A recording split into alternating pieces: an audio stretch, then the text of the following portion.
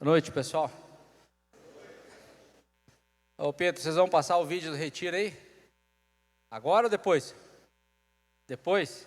Assim é depois. Fechou. Gente, tudo bem com vocês?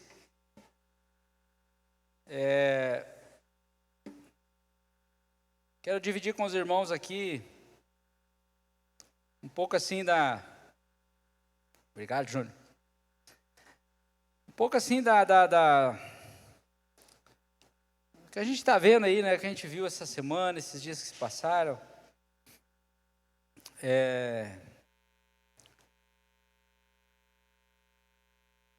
Não sei se é só eu, né? Mas eu sei, eu tenho certeza que você também está com uma sensação aí que as coisas estão de cabeça para baixo, né? Está tudo bagunçado, né? Tudo virado. Mas Jesus, ele falou que o mundo jaz no maligno, né? E na verdade é a gente que acaba criando uma expectativa errada, né? E o que está acontecendo é a realidade desse mundo mesmo, né? Então eu escrevi algumas coisas aqui, quero compartilhar com vocês. Um breve olhar, né, para os dias que nos cercam. E eu fiz uma pergunta aqui, quando comecei a escrever. A pergunta é o seguinte: o que está acontecendo? Não sei se alguém fez essa pergunta também esses dias aí, né, ao ouvir as notícias, ao ouvir tantas atrocidades acontecendo. E o que nós vimos, né? Nós vimos alguns pais assustados, né? As pessoas vindo nas mídias sociais, né, dando os conselhos mais básicos, né? E eu vi alguém falando assim: olhem as mochilas dos seus filhos, né? Vasculhem isso, né? E eu pensei, né, como isso é muito básico, né? Mas a gente já viu lá na pandemia as pessoas falando: lavem as mãos, que também é algo tão básico, né? E como a humanidade ela tá emburrecendo, né? Não sei se dá para usar essa palavra, mas são coisas tão básicas, né? Olhar as mochilas dos filhos. Só que infelizmente os pais não estão mais fazendo isso. A Liz já compartilhou várias vezes, né, de que as crianças chegam na escola, às vezes 38 graus, né, com blusa de lã, touca, né? Às vezes elas chegam na escola 15 graus, 12 graus de camiseta, manguinha curta, como os antigos falavam, camiseta de física. Então, infelizmente, né? Mas a gente está vivendo dias assim que são resultados de escolhas. São resultados das escolhas em que as pessoas tomam. E as pessoas têm escolhido andar fora do caminho. Não sei se vocês vão recordar aqui quem já passou, não lembro se é no capítulo 16, ali, capítulo 17, mas quando nós estudamos o livro de Atos, nas nossas reuniões em casa aí, nos grupos de conexão, vocês lembram que os discípulos foram mencionados como aqueles do caminho? Amém? Por quê? Porque aqueles homens encontraram um caminho. Eles encontraram um caminho de vida. E eles passaram a andar naquele caminho. E eles eram conhecidos como os do caminho. Olha que interessante isso, né? As pessoas, elas tinham uma percepção de fora que aquelas pessoas, que aqueles discípulos de Jesus, eles encontraram um caminho e agora eles andavam no caminho a ponto de que eles eram reconhecidos como os do caminho. Mas isso para nós não é novidade, né? Abre aí a tua Bíblia em João 14:6. Quem sabe de cor, ganha um abraço no final da reunião. João 14:6. Eu sou o caminho, a verdade e a vida. Ninguém vem ao Pai a não ser por mim. Esse é o caminho. E é desse caminho que as pessoas estão se desviando dele. Jesus, para muito, ele era um escândalo, né? E as pessoas queriam se desviar desse escândalo. E vou também pedir para você abrir a palavra aí no livro de Isaías, no capítulo 48, versículo 17.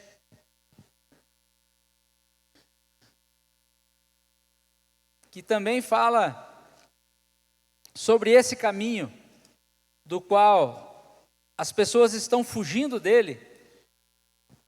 E por isso que nós estamos escolhendo esse caos que estamos vendo por aí. Então, irmãos, estou trazendo isso aqui para a gente lembrar, a gente já conhece isso, mas para trazer à nossa memória, a gente ter a compreensão dos nossos dias, e saber como orar pelos nossos dias, e saber como interceder, e saber como nos movimentar nos dias que nós estamos vivendo.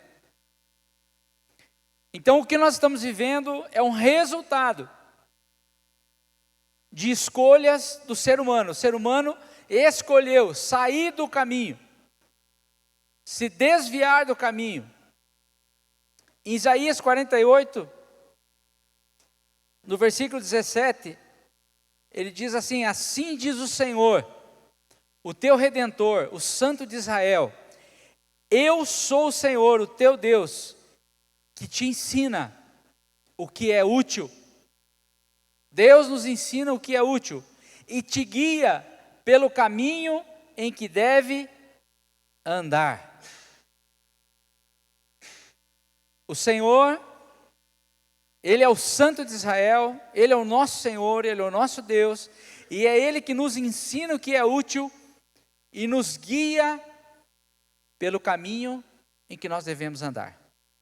Então, amados, quando nós rejeitamos o caminho, ou quando nós escolhemos andar por outros caminhos, nós estamos rejeitando o conhecimento de Deus, a instrução de Deus. Mas isso acontece por quê? Porque Satanás coloca no coração das pessoas uma ilusão, um engano, uma mentira. A Bíblia diz que ele é o pai da mentira. E essa mentira, ela vai dizer que esse caminho não é suficiente. Porque esse caminho que Jesus nos apresenta, esse caminho que é ensinado por Deus, esse caminho que nós aprendemos nele o que é útil para as nossas vidas, ele de certa maneira ele também é simples, porque o nosso Senhor, Ele é simples. E muitas vezes nós entendemos que isso não é suficiente. E a gente tenta procurar outras coisas como que se para completar. Então nós dizemos que Jesus, Ele não é suficiente. E quando nós dizemos que Jesus não é suficiente, e nós passamos a buscar outras coisas, nós possamos almejar, a ansiar outras coisas, cada vez mais nós vamos saindo do caminho. Nós vamos nos distanciando desse caminho. Foi assim no Éden. Então isso não é novidade. Adão e Eva, num determinado momento, eles entenderam que Deus não era suficiente. Que eles queriam descobrir mais coisas. Eles foram curiosos, eles foram desobedientes. Assim também foi quando Moisés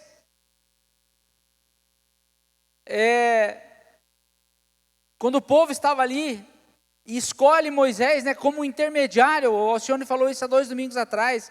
E aquele povo prefere ter um intermediário do que ter uma comunhão direta com Deus. É como se Deus não fosse suficiente para eles. Não, nós precisamos de um homem, nós precisamos de Moisés. Foi assim quando Israel pediu um rei. Como que se um homem fosse resolver o problema deles. E assim também é nos nossos dias. Nós nos descuidamos e E às vezes há algo subliminar no nosso coração que está dizendo que Deus, Ele não é suficiente para nós. Que Jesus, Ele não é suficiente. Que esse caminho que o Senhor Jesus um dia nos apresentou, Ele não é suficiente. Mas isso é um engano.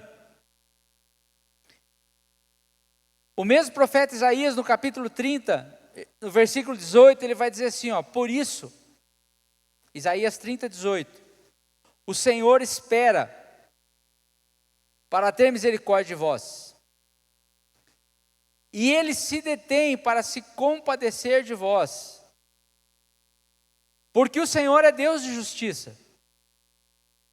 Bem-aventurado todos os que nele esperam. Porque o povo habitará em Sião, em Jerusalém. Tu não chorarás mais, certamente se compadecerá de ti a voz do teu clamor, e ouvindo-a, te responderá. Embora o Senhor vos dê pão de angústia e águas de aflição, contudo, não se esconderão mais os teus mestres. Os teus olhos verão os teus mestres. Quando te desviares para a direita, e quando te desviares para a esquerda, os teus ouvidos ouvirão atrás de ti uma palavra dizendo: este é o caminho, andai nele. E terás por contaminados a tua prata, que recobre as imagens esculpidas, e o ouro que reveste as tuas imagens de fundição. Lançá-las fora como coisa imunda, e a cada uma dirás: fora daqui. Então o Senhor te dará chuva sobre a tua semente, com que semeares a terra, como também pão, como produto da terra, o qual será farto e nutritivo. Naquele dia o teu gado pastará em lugares espaçosos. E aqui a palavra vai falando uma série de bênçãos aqui. Então, amados, nós vemos aqui a situação de Israel, mas é uma sombra também para os nossos dias. Uma sombra dos dias quando nós fazemos imagem de esculturas nas nossas vidas. Quando nós, no nosso coração, nos iludimos achando que Jesus não é suficiente. E nós construímos outros altares. Nós construímos outras imagens, nós construímos outras expectativas e nós nos apoiamos em outras coisas. Mas a palavra fala que mesmo fazendo isso, a Bíblia diz que o Senhor, Ele espera para ter misericórdia de nós. E mesmo em trevas, mesmo vivendo uma vida de idolatria, mesmo vivendo uma vida em que nós muitas vezes confiamos em Deus, mas confiamos também na força do nosso braço. Colocamos as nossas expectativas em Deus, mas colocamos as nossas expectativas nas coisas temporais. Mesmo assim, o Senhor, Ele espera para ter misericórdia de nós. E a palavra fala que haveria dias, e nós estamos vivendo esses dias, em que o conhecimento não seria escondido. E nós temos que levantar as nossas mãos e louvar a Deus, porque o Senhor nos abriu o entendimento. O Senhor nos abriu o conhecimento. E a palavra fala que os nossos olhos veriam o conhecimento. E nós temos recebido a palavra de Deus. Nós temos recebido a instrução. O Espírito Santo tem aberto a sua palavra para as nossas vidas. E há uma promessa aqui que diz o seguinte, que os nossos olhos verão o conhecimento. E quando nós estivermos desviando para a direita ou para a esquerda, ou seja, saindo aqui ou lá do caminho, os nossos ouvidos ouvirão atrás de nós uma palavra dizendo: este é o caminho, andai nele. Então, amados, essa palavra aqui é uma palavra que fala do amor de Deus, da voz de Deus todos os dias, falando no nosso coração, Deus falando conosco: eu sou suficiente. O Senhor trazendo ao nosso coração, com a sua voz paterna, dizendo: meu filho, eu sou o suficiente para você. Você não precisa de mais nada. E quando nós entendemos que Ele é suficiente, nós conseguimos andar no caminho.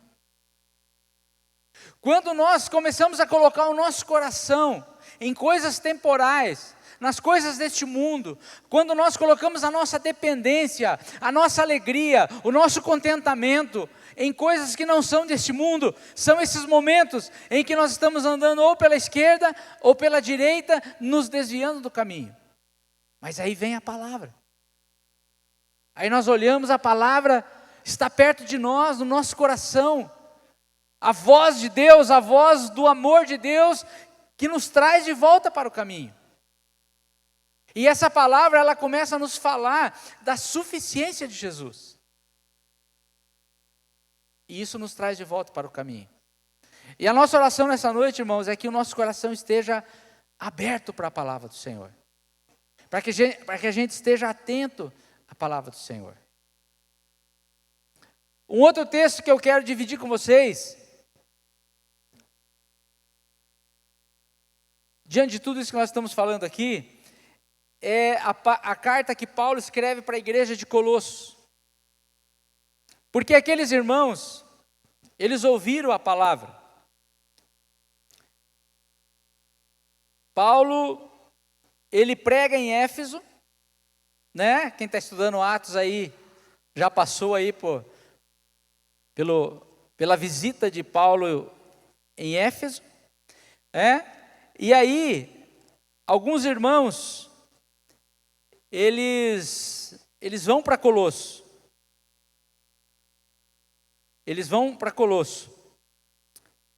E esses irmãos ouvem a palavra, eles vão para Efésios, né? Alguns irmãos da cidade de Colossenses, né? De Colossos, aos Colossenses. Alguns irmãos vão até Éfeso, ouvem a palavra e levam essa palavra para a cidade de Colossos.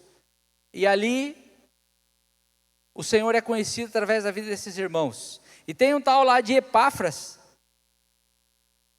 que ele se torna ali um homem que propaga o evangelho naquele lugar, ensina as pessoas. Só que aí agora, Paulo na prisão, esse homem vai até Paulo e fala: Paulo, aqueles irmãos que um dia receberam a palavra com o coração cheio de fervor, aqueles irmãos que receberam a palavra com o coração aberto, esses irmãos agora, eles estão sendo enganados. Esses irmãos, eles estão agora, Paulo, com uma sensação no coração deles que Jesus não é mais suficiente para eles. Porque pessoas se infiltraram no meio deles com doutrinas, com ensinamentos. E aí Paulo, com essa preocupação, escreve essa carta aos irmãos lá de Colossos, a carta que nós conhecemos como Colossenses. E no capítulo 2, irmãos, Paulo diz assim, ora, aí Paulo lembra, quando eles receberam a Cristo. Ora, como recebesse Jesus Cristo? Lembrem lá, quando vocês receberam, lembrem do primeiro amor. Assim, andai nele. Paulo está dizendo, irmãos, esse Senhor Jesus, o Cristo que vocês receberam, Ele é o Senhor, Ele é o caminho, andem nele. Ele é suficiente. E a palavra fala nele arraigados, edificados, confirmados na fé, tal como vocês foram instruídos, crescendo com ações de graça, cuidando que ninguém venha vos enredar com a sua filosofia, vã sutileza, conforme a tradição dos homens. Por quê, irmãos? Porque as tradições, as filosofias, as vãs sutilezas estavam entrando na vida daqueles irmãos e Jesus estava deixando de ser suficiente para aqueles irmãos. Os rudimentos deste mundo, coisas que não são segundo a Cristo. E aí Paulo fala, porque nele, Jesus, porque nesse caminho que é Cristo, o qual nós estamos andando nele, nele habita corporalmente toda a plenitude da divindade. Então Paulo está dizendo, olha, tudo que Deus é no céu, toda a expressão de Deus está nesse caminho. Então esse caminho é suficiente, meus irmãos. Por isso Paulo está dizendo, andem nele. Por isso Paulo está dizendo, assim como vocês receberam a Jesus Cristo como Senhor, andem nele, não precisa de mais nada. Andem nele, andem nele. Essa é a carta de Paulo para aqueles irmãos. Também nele estáis aperfeiçoados. Ele é o cabeça de todo principado e potestade. Nele todos vocês foram circuncidados, não por intermédio de mãos, mas pelo despojamento do corpo da carne, que é a circuncisão de Cristo. E aí ele vai falar de uma obra, irmãos, sobrenatural, que só o poder de Deus pode fazer na vida do homem. E se isso não for suficiente para nós, irmãos, eu não sei o que precisa mais. Vocês entendem que nós já temos tudo? Acho que foi o Chico que falou isso hoje. Que nós já temos tudo, juntamente com ele, no batismo, no qual igualmente fossem ressuscitados mediante a fé, no poder de Deus que o ressuscitou dentre os mortos. E a vós outros, aí nós, que estávamos mortos pelas nossas transgressões e pela incircuncisão da nossa carne, ele nos deu vida junto com ele, perdoando os nossos delitos, tendo cancelado o escrito de dívida que era contra nós e constava de ordenanças, o qual nos era prejudicial, removeu inteiramente. Do que mais nós precisamos, irmãos? O que mais nós podemos fazer que vai sobrepor essa graça de Deus? A única coisa que nós precisamos agora é andar nele, é andar no caminho. Ah, mas isso é tão simples. Não precisa mais não tem que fazer mais alguma coisinha, não tem que um adereço, algum tipo de oração diferente. Não, é andar no caminho. Porque a palavra fala que ele removeu inteiramente esse escrito de dívida que era contra nós. E cravando-nos na cruz, despojando os principados e potestade, publicamente os expôs ao desprezo, triunfando deles na cruz. E antes disso, irmãos, o Espírito Santo revelou para Paulo a condição do coração desses irmãos aqui. E que eles estavam indo por um caminho, por um desvio de caminho, onde eles achavam que Jesus não era suficiente, que simplesmente andar no caminho não era suficiente, que precisava uma série de outras coisas. E eu não vou entrar aqui no contexto do que eram essas outras coisas, mas talvez seja interessante você estudar a carta aos Colossenses. E você vai ver o que esses irmãos queriam colocar na vida deles, entendendo que Jesus não era suficiente. Mas Paulo, ele fala no capítulo 1, ele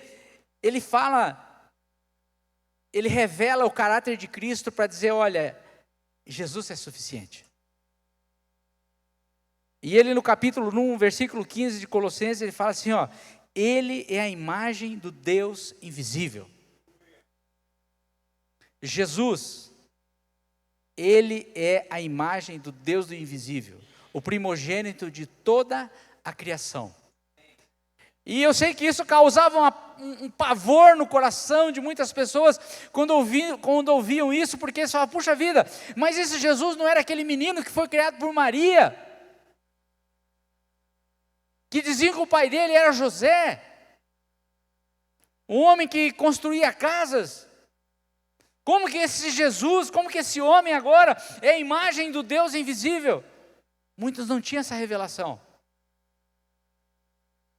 E muitos que não tinham essa revelação, queriam minar o coração daqueles irmãos que já tinham recebido essa revelação.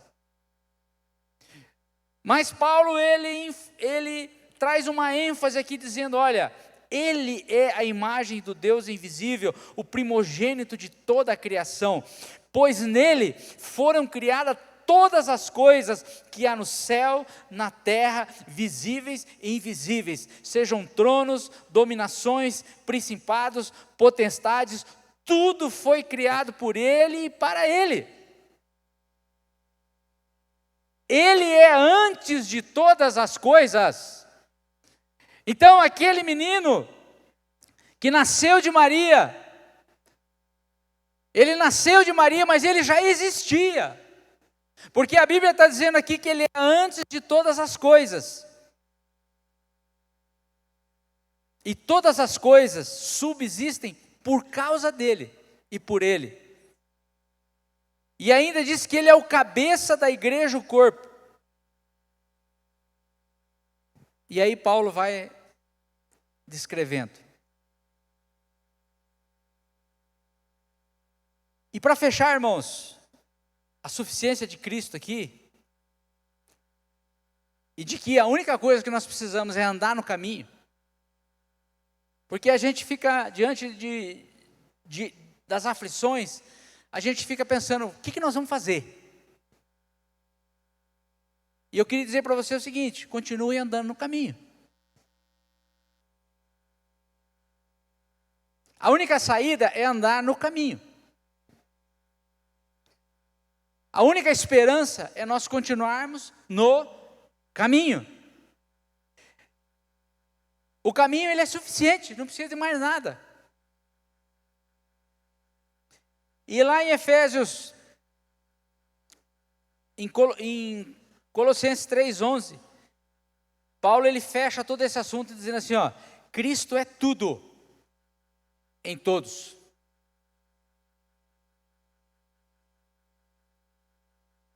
E quando eu falo assim, bom, eu tenho tudo. Aqui está dizendo que Cristo é tudo. Se eu tenho tudo, do que eu preciso mais? Hã? Colossenses 3:11. Cristo é tudo. Em todos. Jesus é suficiente? Aí, amados, o que acontece? Para muitos, Jesus não é suficiente. Assim como não foi suficiente no Éden, assim como não foi suficiente quando a nação chega para Samuel e pede um rei. Hoje, para muitos, andar no caminho não é suficiente. Cristo não é suficiente. E aí a gente começa a inventar um monte de história. E aí nós chegamos aonde nós estamos. O resultado disso tudo é uma sociedade desordenada. Uma sociedade que não quer andar no caminho é uma sociedade desordenada. Porque são famílias, essa sociedade ela é formada de famílias, e essas famílias não querem andar no caminho. E porque elas não querem andar no caminho, elas passam a formar uma sociedade desordenada. E aí a gente começa a viver essas coisas que nós vivemos aí nos últimos 10 dias. Porque as pessoas não querem andar no caminho. Porque elas não creem que o caminho é suficiente. Que Cristo é suficiente. Bom, mas agora eu penso que a gente tem que ir para dentro das nossas casas, né? Porque Jesus falou o seguinte, que não adianta a gente tirar o cisco do olho dos outros, sem tirar a trave que está no nosso olho. Quem lembra desse verso aí? E aí, irmãos, o que o caminho fala? Vamos lá em Deuteronômio.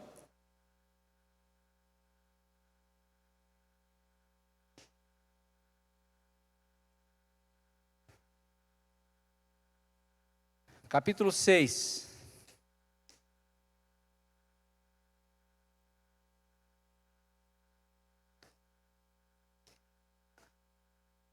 Agora nós vamos trazer tudo isso para a nossa responsabilidade. A gente vai trazer isso tudo para dentro das nossas casas. Deuteronômio 6, vamos ler do 1 ao 9. Esses são os estatutos e os juízos que o Senhor teu Deus mandou ensinar-te para que os cumpra na terra a que passas a possuir. Então aqui Deus começa a mostrar para eles um caminho para esse povo andar. Assim como Jesus foi revelado a nós, para que pudéssemos andar nele, Deus aqui, lá no passado, lá no Velho Testamento, Deus começa a desenhar um caminho para esse povo andar. Para que cumpras na terra em que passas a possuir, para que temas ao Senhor teu Deus, e guarde todos os seus estatutos e mandamentos que ordena a ti, aos teus filhos, aos teus netos, todos os dias da tua vida. E a fim de que os teus dias sejam prolongados. Olha, irmãos, como essa palavra ela tem assim um foco, como ela é uma palavra que ela tem um objetivo. Deus fala assim, ó, ordeno a você, ordeno aos teus filhos e ordeno aos teus netos. E eu creio que muitos homens aqui que estavam ouvindo essas palavras aqui, é muito possível que alguns deles nem casados eram. E eles tinham a responsabilidade de transmitir isso aos seus filhos e aos seus netos. E ensinar os seus filhos e os seus netos a transferir aos filhos dos seus filhos e as demais gerações. Mostrar o caminho. Ensinar o caminho. Deus estava ensinando o caminho para esta geração, mas estava incumbindo essa geração de ensinar o caminho, continuar ensinando o caminho para as gerações futuras, para que elas não se desviassem do caminho. Porque se elas continuassem andando no caminho, a palavra de Deus diz que os dias deles seriam prolongados. Ouve, ó Israel, e cuida de pô-la em prática. Algo prático, para que te vá bem. Tem promessa aqui, para que a vida vá bem. E a gente está vendo aí, né, irmãos, que a vida não está indo muito bem, né? Está meio estranho, né? Eu tenho um amigo meu que fala assim, rapaz, mas está chato viver esse mundo. Às vezes ele manda mensagem para mim e fala, rapaz, mas está muito chato viver nesse mundo. Tudo está acontecendo.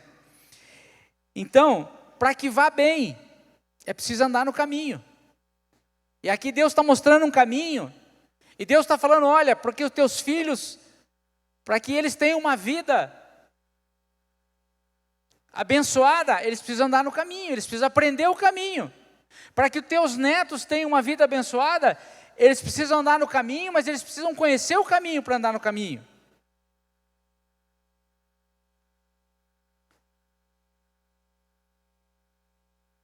E muito te multipliques na terra que emana leite e mel, como te disse o Senhor, o Deus dos teus pais. Ouve, ó Israel, o Senhor nosso Deus é o único Senhor. A suficiência de Deus. Mais uma vez Deus está falando aqui, olha, eu sou o suficiente. E o que eu estou propondo aqui para vocês andar é o suficiente, vocês não precisam de mais nada. É aprender o caminho, é aprender o jeito de caminhar e andar por esse caminho. Eu sou o Senhor, o teu Deus, e o único Senhor. Amarás o Senhor teu Deus de todo o teu coração, de toda a tua alma e de toda a tua força. Aí ele mostra aqui, amados, os princípios do caminho. Essas palavras que te ordeno hoje estarão no teu coração. E aí ele volta, olhando para as gerações. Ele fala assim, ó, você inculcará os teus filhos. E aí, irmãos, Deus está comissionando aqui esta geração que estava ali diante de Deus. Deus está dando trabalho para eles. O trabalho de vocês vai ser inculcar nos seus filhos esse caminho. O trabalho de vocês será falar, assentado na tua casa, andando pelo caminho, deitando-te, levantando-te. Também você vai colocar, amarrar nas mãos, por sinal, para que eles lembrem dos ensinamentos e lembrem do caminho.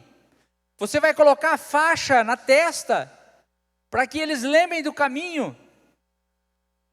Você vai escrever os princípios no caminho, nos umbrais da tua casa, nas portas da tua casa, na geladeira, no espelho, para que todos os dias os teus filhos olhem para aquilo e lembrem que há um caminho a ser seguido, e não se desviem deles. E amados, nós estamos vivendo o que nós estamos vivendo, é porque as pessoas deixaram de fazer isso, simplesmente. Não há mais caminho, não há nada mais escrito nos umbrais das portas. Os pais não falam mais de Deus para os seus filhos, os pais não ministram mais a palavra de Deus para os seus filhos, os pais não oram mais com seus filhos. E depois de tudo que a gente viveu, assim, o máximo que, de alguns conselhos que nós ouvimos é, dá uma olhada aqui que teu filho está olhando na internet. Não que não deve olhar sim o que o filho está olhando na internet. Mas eu não vi ninguém dizer, viu, nós estamos falando de Deus para os nossos filhos. Ninguém se lembrou disso, diante do caos que nós estamos vivendo. Deus dá um trabalho para esses pais. Deus dá uma missão para esses pais. Ensinem os filhos de vocês a andar no caminho. Ensine os filhos de vocês que Deus é suficiente. Ensine aos filhos de vocês sobre Colossenses, sobre quando Paulo escreve para aquela amada igreja, mostrando a suficiência de Cristo nas nossas vidas. E porque não há mais isso, é que nós estamos diante desse caos que nós estamos vivendo. E aí eu quero entrar um pouquinho nessa área. Foi bem interessante assim que, há uns 30 dias atrás, eu comecei a ler esse livro aqui, 7 princípios para a formação da família cristã, do John Walker. Recomendo. Recomendo aos pais, recomendo aos avós, aos futuros pais. Recomendo que leia esse livro aqui, irmãos. A gente precisa buscar ajuda. E ajudas boas. John Walker. Qualquer coisa fala com Israel lá que ele deve ter. Um outro material que eu dei uma olhada também, de uma neuropsicopedagoga, uma irmã lá de Maringá, Princípios que Educam, educando os filhos por princípios e valores. Recomendo. Pais, avós. Quinta-feira tem um grupo aqui que está se reunindo aqui, grupo de pais, de futuros pais, joia. Meu coração assim, se alegra com esses irmãos aqui, até me emociono. Aí diz que quinta-feira, o bicho pegou aqui, né? Diz que o irmão lá que está ministrando lá, apertou o cinto aqui na turma. Glória a Deus por isso. Irmãos, paternidade e maternidade é um trabalho que Deus nos dá. Ser pai, ser mãe, não é que dá trabalho. Criar filho não é uma questão que dá trabalho criar filho. Não, criar filho é um trabalho que Deus nos deu. É um trabalho que Deus nos confiou. A gente é o seguinte, a gente vê hoje as empresas, o que as empresas investem em RH, quando vai se contratar um funcionário, nós lá não é assim, né? Até o Samuel pega no meu pé, né? Mas assim, as grandes empresas, gente, eles fazem um negócio assim astronômico para contratar um funcionário. Para colocar na mão daquele funcionário algumas atividades dentro daquela empresa. Para confiar àquela pessoa um trabalho dentro da empresa. E Deus nos confiou um trabalho, irmãos. O RH dos céus pegou a tua ficha, pegou a minha ficha, olhou para a ficha e falou assim: vamos confiar aqui alguns filhos a esse camarada aqui e a essa mulher. Então, irmãos, Deus nos confiou um trabalho.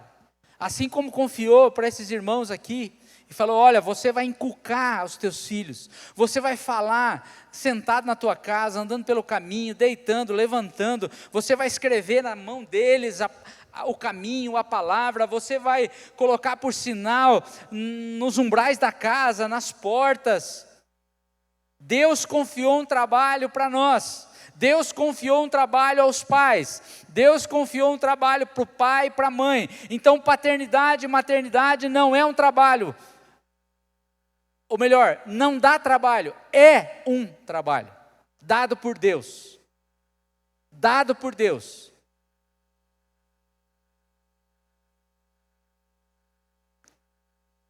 Criar os filhos no caminho não dá trabalho, irmãos. Criar os filhos no caminho não dá trabalho. É o trabalho. A gente precisa sentar isso no nosso coração. Entender que esse é o nosso trabalho. É para isso que nós fomos escolhidos lá no RH dos céus. O diretor do RH lá, que provavelmente é o Espírito Santo, falou: esse aqui vai cuidar desse. E nos deu filhos. Esse é o nosso trabalho.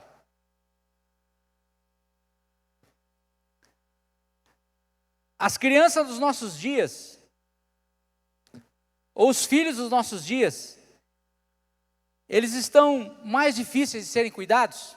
Sim ou não? Vou discordar. Não. São os pais. Não são as crianças que mudaram. Quem mudaram foram os pais. Nós precisamos voltar para o caminho. São os pais dos nossos dias que são menos comprometidos a ensinar aos seus filhos os princípios do reino de Deus. São os pais dos nossos dias que não inculcam mais nos seus filhos o caminho. São os pais dos nossos dias que não se assentam na sua casa, que não vão pelo caminho, deitando, levantando, para ensinar os princípios do reino. E isso está nos trazendo, irmãos, esse resultado. Mas como agora a gente não está olhando o cisco no olho da sociedade, nós estamos tirando a trave dos nossos olhos, nós estamos falando de nós, da igreja do Senhor. Do povo de Deus que anda pela terra no caminho. Então, são os pais desses dias que eles não têm mais comprometimento com os princípios e não falam desses princípios aos seus filhos. Então, amados, é aqui que nós precisamos atacar. É aqui que a gente precisa gastar as nossas energias. Nós pais, nós avós, os futuros pais, os jovens aí que estão se preparando para casamento, os jovens aí que têm sonho de constituir família. Vocês têm um chamado, vocês têm um trabalho na mão de vocês.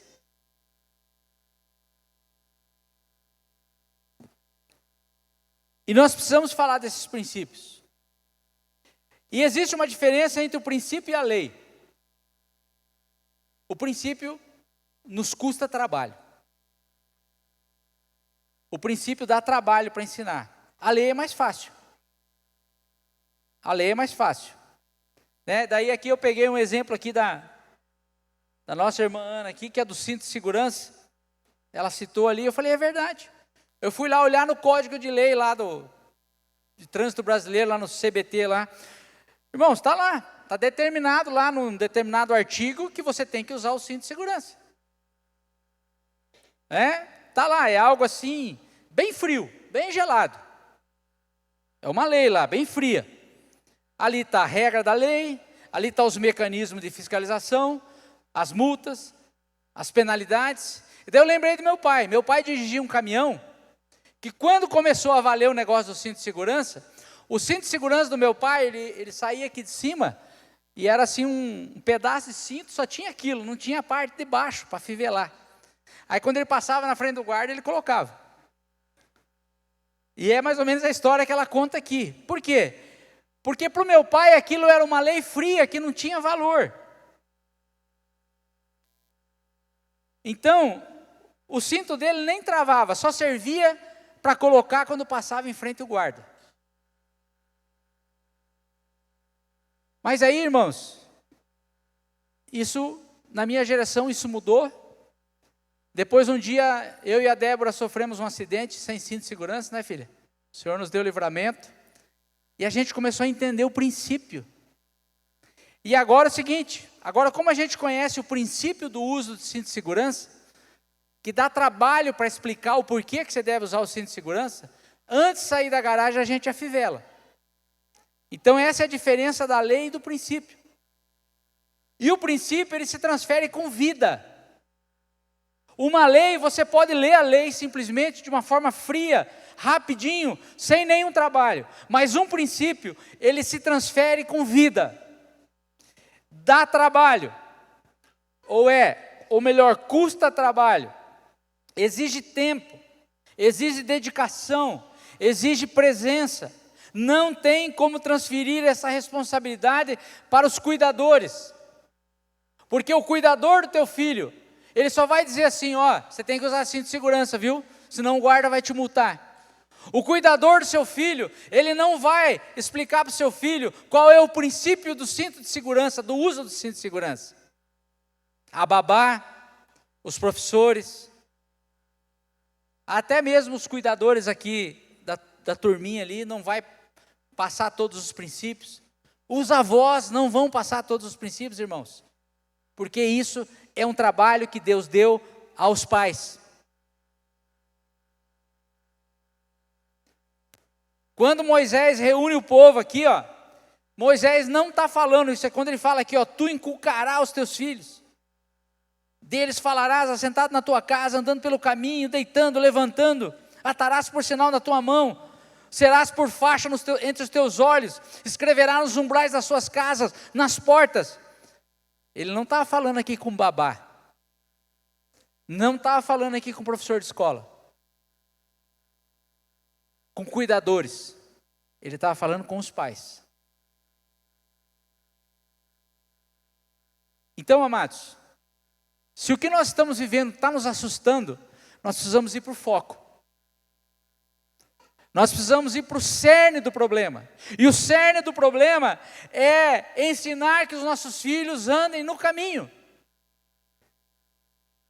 Tudo que nós fizermos fora isso vai ser enxugar gelo. É ensinar que os nossos filhos andem no caminho. E aí agora aqui, eu peguei um pouco da ajuda aqui da Ana Maria Cavalaro aqui, que é neuropsicopedagoga, que depois você pode aqui conseguir um material desse aqui, estudar um pouquinho mais a fundo. E aí, amados, esse trabalho, ele tem que ser feito na hora certa e no tempo certo.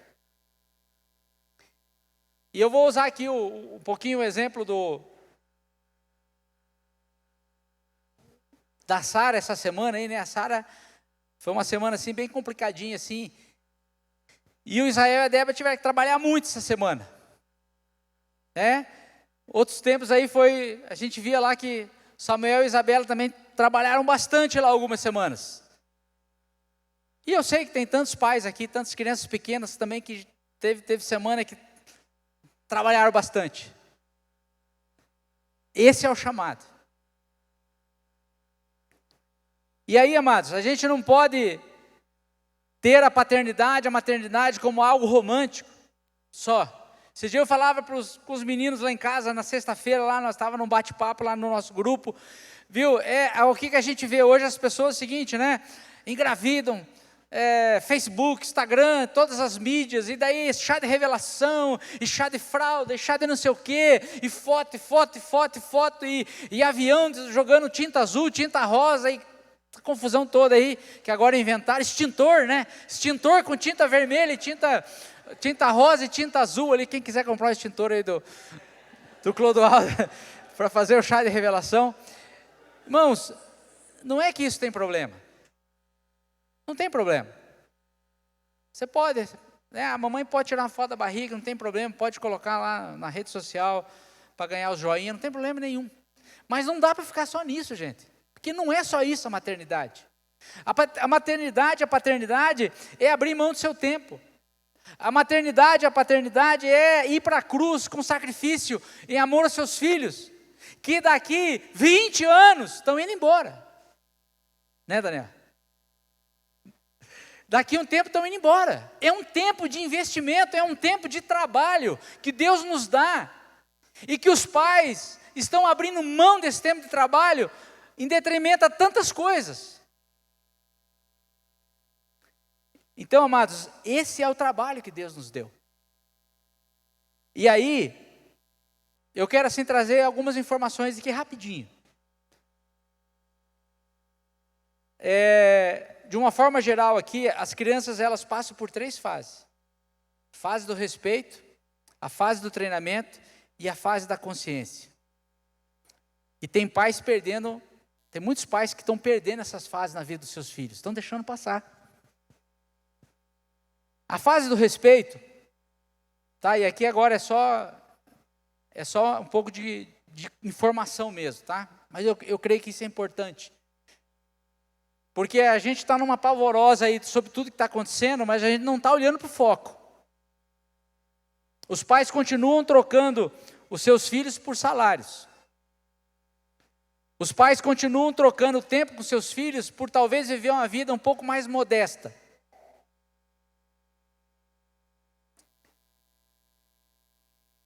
A fase do respeito, ela vai do nascimento até os 5 anos de idade da criança. É a fase dos limites rígidos. Quando eu li isso aqui eu falei, Jesus. O menino nasceu faz uma semana e já é limite rígido? Ela não é uma fase de liberdades ilimitadas. A criança ela precisa ter limite, sabe por quê? Porque Provérbios 22:15 fala que a estultícia, que a maldade, ela está ligada ao coração da criança. Já nasce ali. Mas o mesmo Provérbios fala que a vara da disciplina afastará essa estultícia do coração dela. O limite, a firmeza. Nessa fase inicia a formação da consciência moral da criança. A criança ela vem com uma consciência primitiva. Essa consciência primitiva ela já está formada. Tanto que a partir dos 2, 3 anos, se a criança encostar em algo quente, é muito provável que quando ela chegue perto de novo, ela já se recua.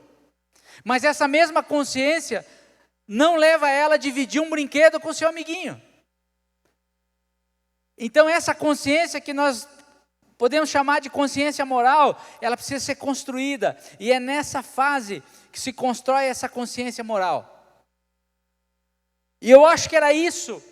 É isso também aqui que Deuteronômio está dizendo, o livro de Deuteronômio está dizendo, inculcará nos teus filhos princípios morais.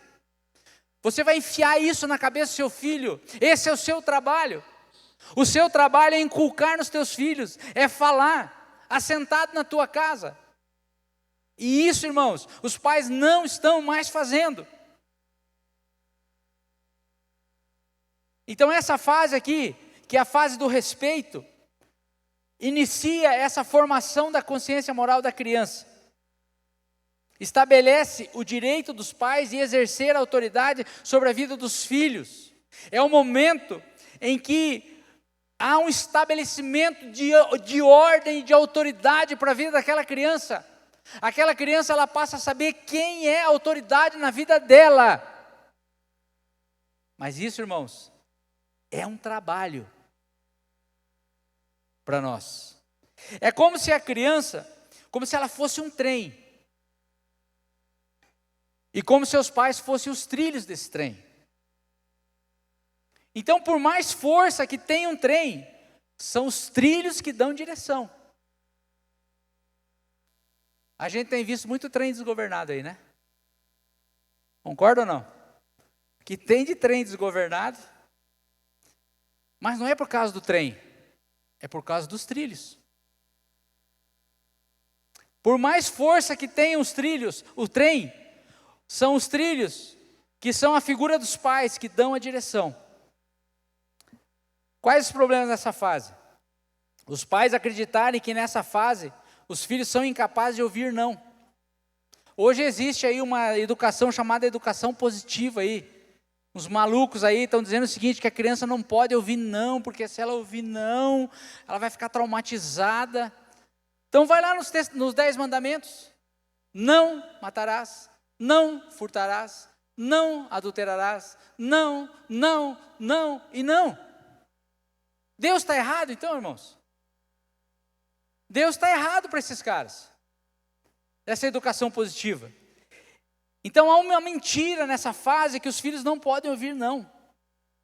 Nessa fase, os pais, até os 5 anos ali, os pais têm medo de perder o amor pelos filhos. E aí não impõem respeito. Irmãos, bem cedo, alguém me ensinou o seguinte, que os nossos filhos, eles não precisam nos amar. Os nossos filhos não precisam nos amar.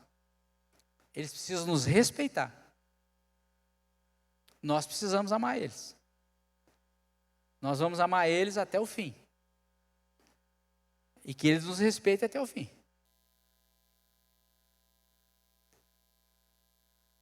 Então os pais não impõem respeito. Querem o amor dos filhos. Até parece que é um monte de pai carente, né? Depende do amor, daquilo. Nessa fase os pais precisam ser fortes na vontade. Não podem vacilar em dizer não. Irmãos, nós estamos nos perdendo nisso aqui, ó. É nisso que nós estamos nos perdendo. E por isso que nós estamos vendo o resultado que nós estamos colhendo. Hoje é comum nas famílias, crianças tomando decisões. Crianças fazendo escolhas, irmãos. O que comer, né? Às vezes a gente vê a criança escolhendo aonde a família, vamos combinar, vamos sair hoje, vamos comer alguma coisa. A criança que escolhe onde vai comer, porque lá ela não quer, lá ela não gosta, lá não tem com que brincar, e a criança que escolhe. Tem família onde as crianças escolhem onde os pais vão passar férias.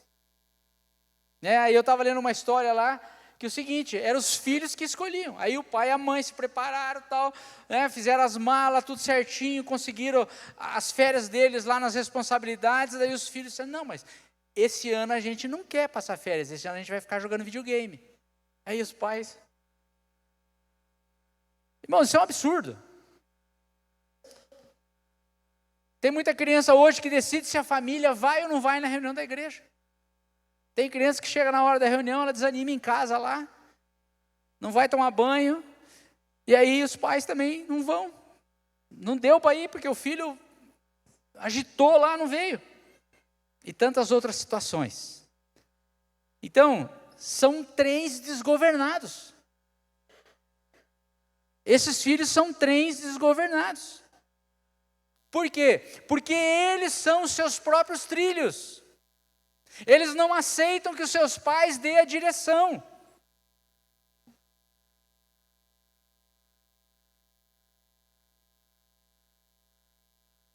Agora, irmãos, qual que é o problema? Isso tudo dá trabalho. Não dá mais para o pai e a mãe chegar em casa, deitar no sofá, levantar o pé, ficar relaxado, não. Até chegar ali, até alcançar ali uma certa idade, é o trabalho do pai, é o trabalho da mãe. E eu acho que foi isso que nós não entendemos, isso que não foi nos ensinado. Que nós temos um trabalho dado por Deus. Agora, vai chegar um momento que isso vai terminar. Nós temos alguns irmãos aqui que já estão vivendo essa fase, né? Está ali o Luciano e a Denise, ali, quando a gente conheceu a Bia era pequenininha, né? Hoje a Bia já está aí, mulher formada. E passou rápido, né, Luciano e Denise? Aposto que vocês nem viram. Nós também a gente nem viu. Então, só que a gente não pode perder o time. Você pai, você mãe, você futuro pai, você futura mãe, nós não podemos perder o time. Porque existe uma outra fase, eu já estou fechando aqui o assunto, tá? Não vai muito longe, que vai dos 6 até os 11 ou 12 anos, que é uma fase chamada fase de treinamento. Né? E aí você vai dizer, Jeff, tá, mas então hoje a palavra é só para os pais? Não, irmãos. A palavra hoje é para uma sociedade que está aflita. A palavra hoje é para uma sociedade que está com os cabelos em pé, para o que está acontecendo. A palavra hoje é para uma igreja que está assustada com o que está acontecendo. Ou você não ficou assustado esses dias? Eu fiquei. Ainda mais que lá em casa tem uma professora, né?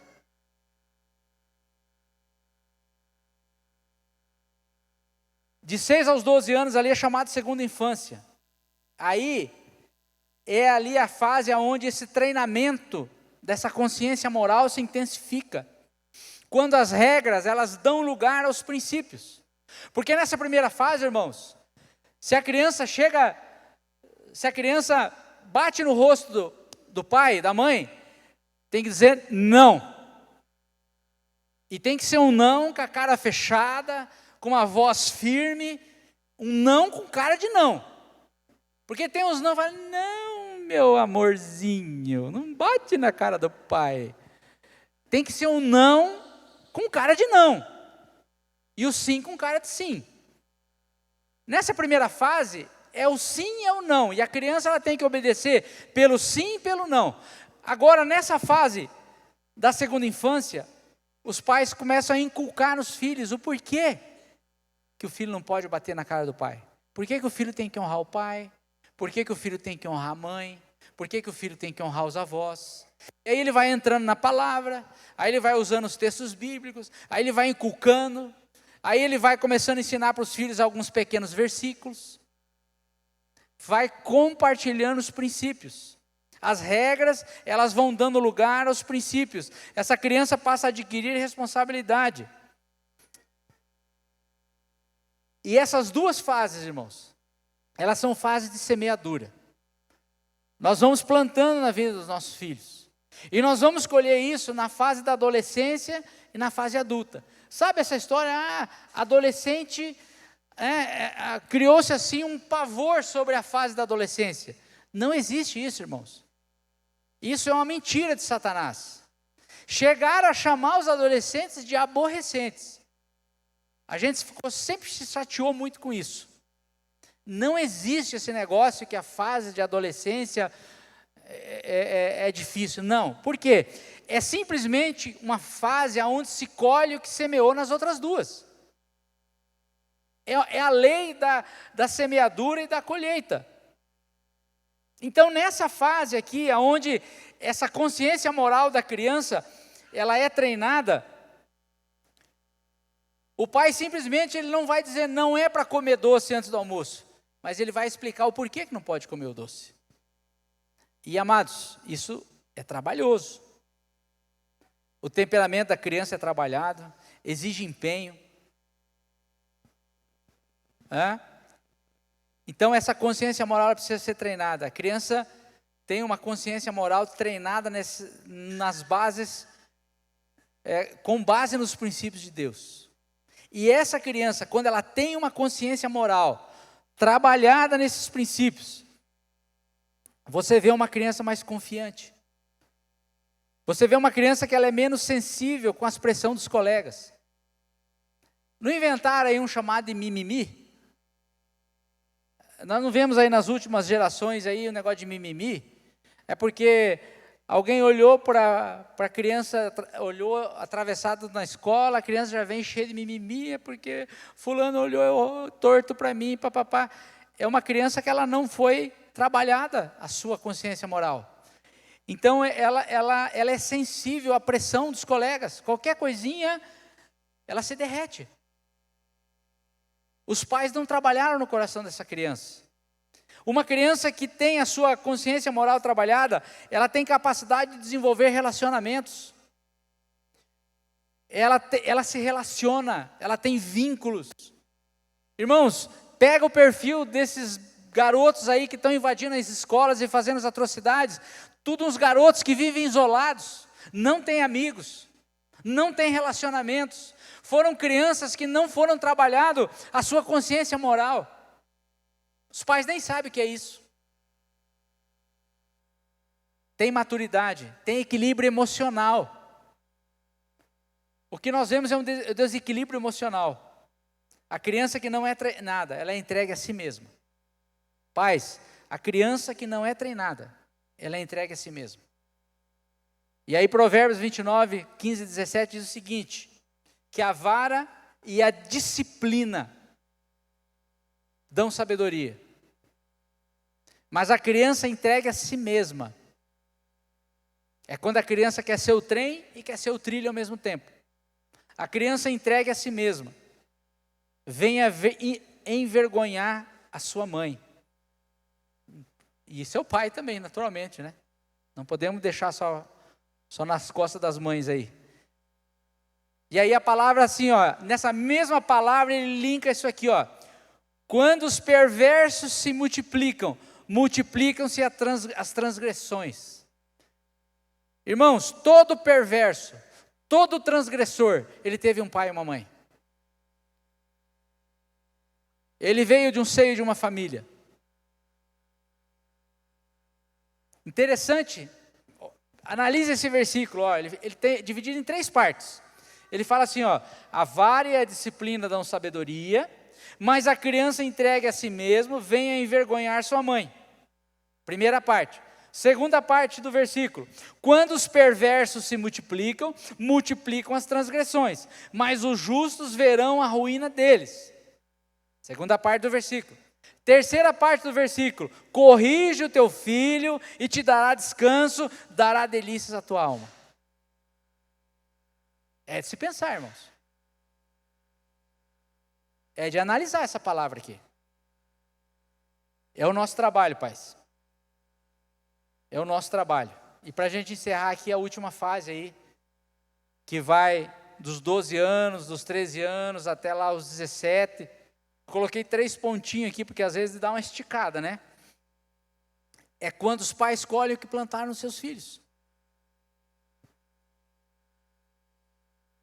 Então, irmãos, nessa fase, os nossos filhos, eles vão lutar por aquilo que eles foram formados.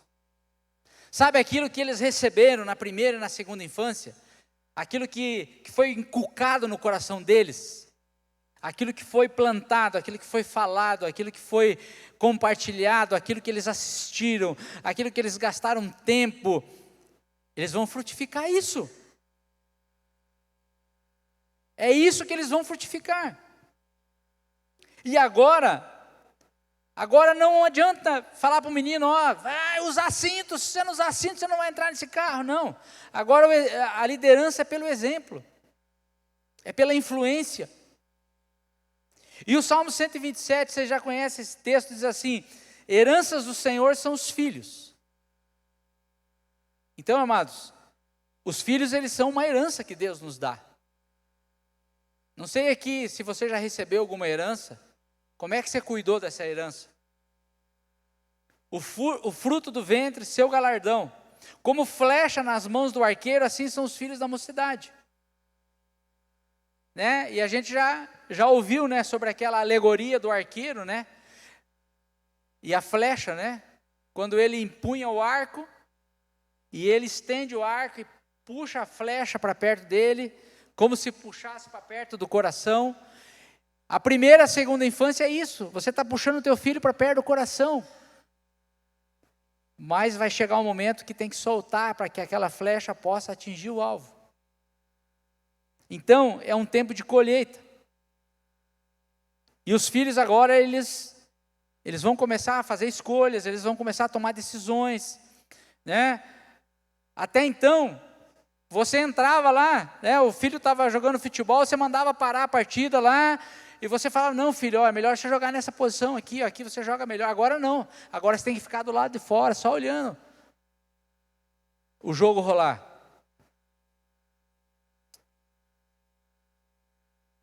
Então, amados, nós não podemos perder esses times na vida dos nossos filhos. E quando eu pensava um pouco sobre tudo que a gente viveu nesses dias aí, né, e ainda estamos vivendo, o que está acontecendo? Está acontecendo isso. Os pais não querem mais gastar tempo para andar com seus filhos no caminho. Talvez os pais mesmo já não acreditam mais que o caminho é suficiente. Talvez os próprios pais já desistiram do caminho. Talvez os próprios pais já não creem que Cristo é suficiente e por isso não falam de Cristo para os seus filhos.